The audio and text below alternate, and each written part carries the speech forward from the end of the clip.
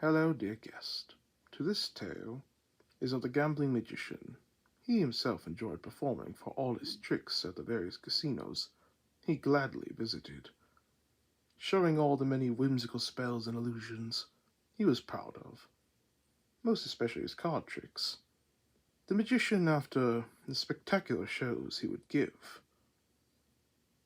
the man himself would partake in the various gambling games the casinos have, winning each one with godly luck others would wish to have, hitting many jackpots or beating others in poker, savoring every victory possible with many believing he was a cheat. But he used no tricks to win his games, as the only sleight of hands he would have was with his shows. So with the days done, he would rest upon his room that he rented in each casino he visited, taking the room number of 7, even reserving with each casino he visited. And, after peaceful nights of resting, he would then travel to his hometown, which was not a very wealthy place, but through the magician's luck of gambling, he used the money to help the town in any way possible, purchasing for repairs or to give enough money to help develop trade departments for the town's goods, mostly of made items or materials the town would enjoy crafting or making together like a family. The biggest reasons for the magician to do this is he cared for everyone in the town, wanting to help the small town he lived in to prosper. And the other reason would be for his parents, who were truly kind-hearted individuals, and until a horrible day, they passed away.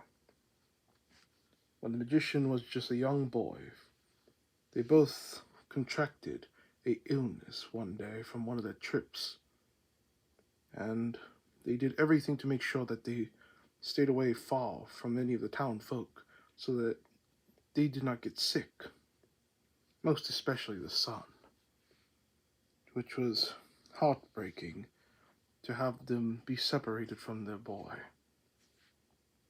and them, with their final last breaths, told their son to live on strong and happily for them.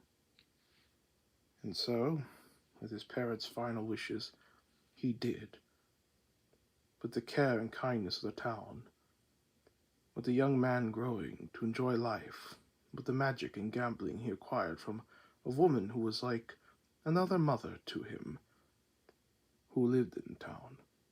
She respected the magician's parents greatly, making sure their son would be cared for.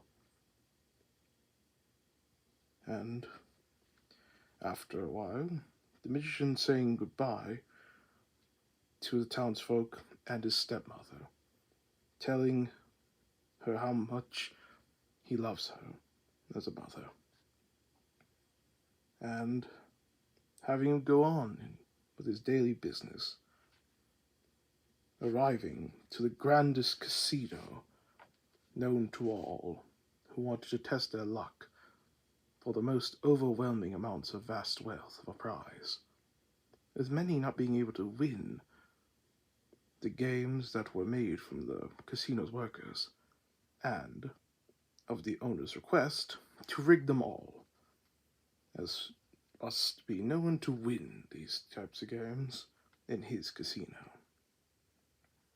And with the idea of unwinnable odds, the magician accepted the challenge, and with ease would beat the unfair games one by one, with the owner spectating the magician, who was able to beat his games, having the owner enraged to see someone be able to understand that these games probably were rigged, for sure, and winning. So he asked his men to go and spy on the magician, to see where he planned to go and to wreck the place he would be staying.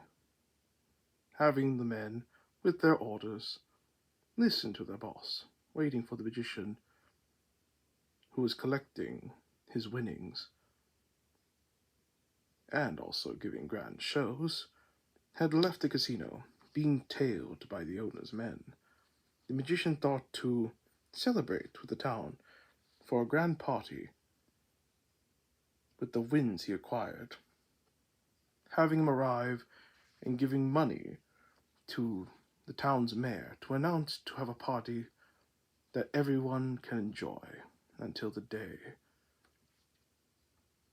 The mayor accepting the payment and announcing everyone to meet at the city hall to have a fantastic party with food and drink to savor, with merriment to go around.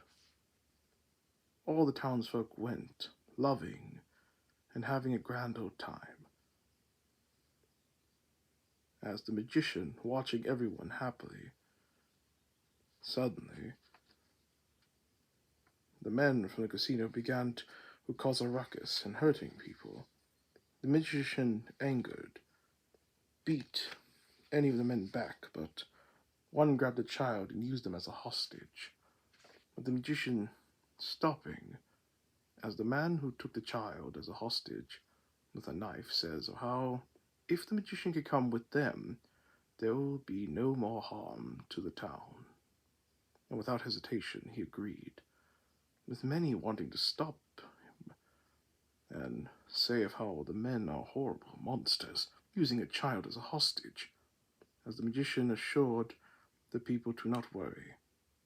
And with that, the magician exchanged himself for the child's safety, being taken away. But one person in the town, not wanting to give in, was his stepmother, following the men who were taking her son. When they made it back to the casino, the men took the magician to the owner, who without mercy began to beat the magician with his cane, laughing while doing it.